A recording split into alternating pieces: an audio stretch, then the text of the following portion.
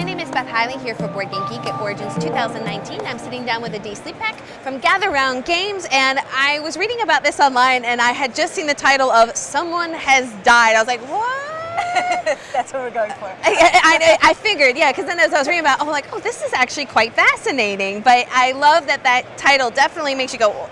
We get some double takes on the show floor. It's fun. So take us through thematically so people can also have sort of that understanding and awakening that I had online as well. Sure. So Someone Has Died is an improvised storytelling game that's set at a will arbitration.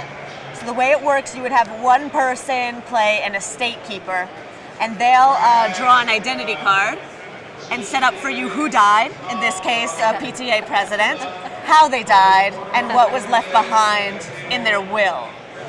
Everyone else gets a hand of 4 cards, just like the ones that are in front of us, that they use to create characters. And then over the course of 4 vaguely legal-themed rounds of play, you're kind of building upon that character and trying to prove that you're the most deserving of the estate. And it's not like anyone is their family relative, their spouse. It's all strangers. For example, you were the PTA's president's whimsical nanny. And I met them at a masquerade ball. So it's all wacky characters who are kind of coming out of the woodwork. I'm really enjoying this, just ever so slightly reminiscent of some musical-based nanny. Yeah, it's some nanny who we Spoonful shall of not sugar name. can't save them now. It's a little too late. Yeah, we liked her so much we put her on the bottom of the box. Now, as I am sort of forming my narrative using these as inspiration, how are we determining, is there a narrative that wins? Are we judging these? Or is it just for the joy of creation? All of the above. At the end of the game, it's ultimately the job of the estate keeper to decide who gets the fortune. So it is a subjective choice. They kind of lead everyone through the game as a game master, and then at the end of the game serve the role of a judge. And they can do whatever they want with the fortune so long as they can justify it within the narrative of the game. So you can pick a true winner, you can divide it up among multiple characters.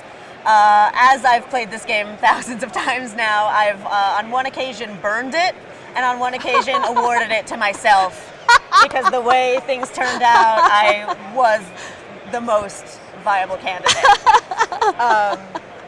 So yeah, anything, it is about the fun of telling the story, anything that you can justify in the strange universe that gets created. Now, given how, I don't want to say silly is not the right word, but how... No, it's on the box, well, it's silly.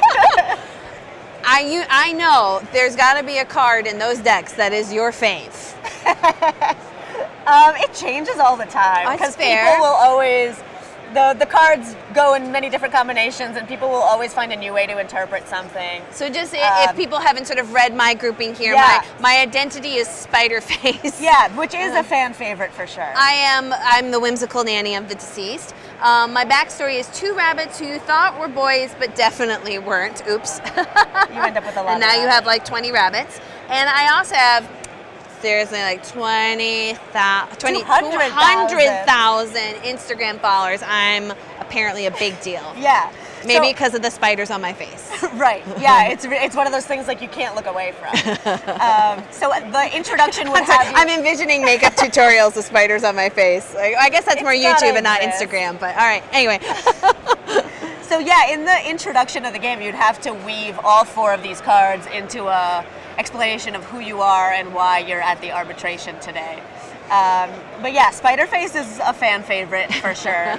I am a smart baby who met the deceased at a masquerade ball.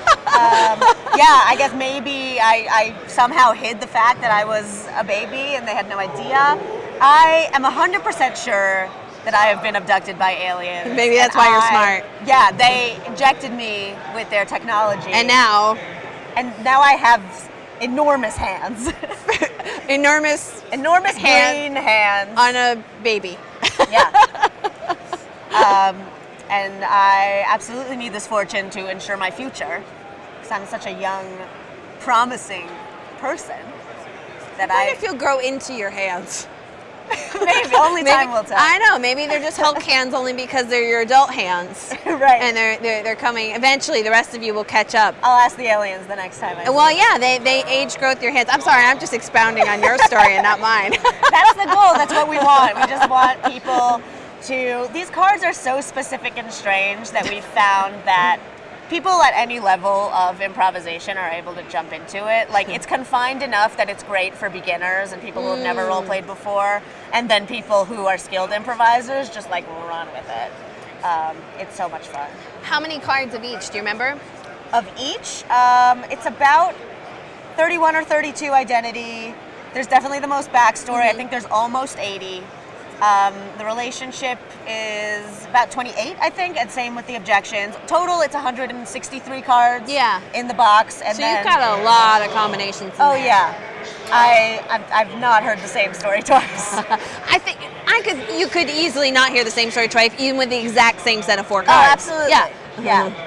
And there are, when we're demoing it at conventions, we sometimes forget to put the cards at the bottom so we don't get the same ones. So I've seen the same combination happen and get a totally different story. Well, if you guys want to have a lot of fun with some storytelling and a high amount of ridiculousness, then you should check out Someone Has Died, which is being published by Gather Round Games. And Adee, thank you so much for letting us take a look. Thanks for having us. Or me. I'm so used to saying us. The royal we. The royal we, yeah.